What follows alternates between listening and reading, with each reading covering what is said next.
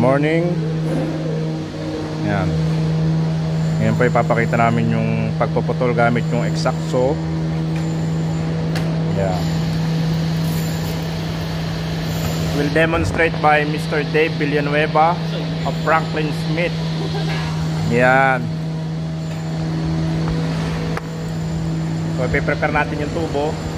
Then i-align yung roller. Yan, baka maipit yung wire. Kasi Mark Dave, siya ang ating Diyos ko po, lawit ang itlog.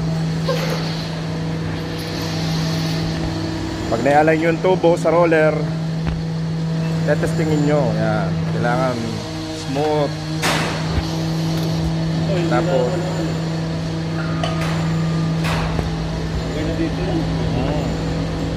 Arga, may isa pa. Hindi, hindi na kalsong, wala yung kalsong. Ano naman yung manibel na yun. Saka ito naman yung puputulin mo di ba? Hawakan ko na lang.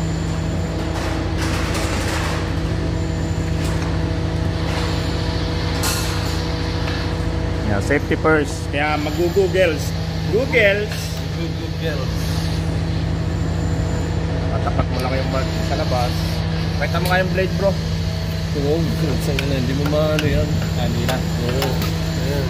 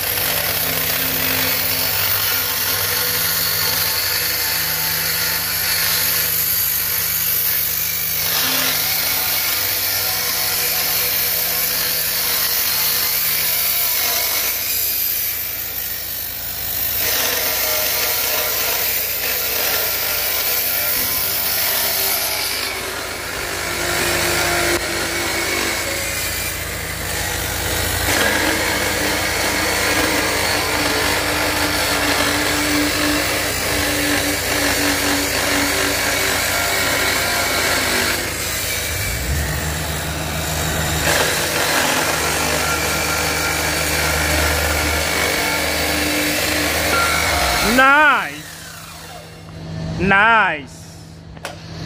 Napakatindi talaga ni Mr. Dave. Yan. Konting grind lang yan. Tapos next step, i-groove namin yan.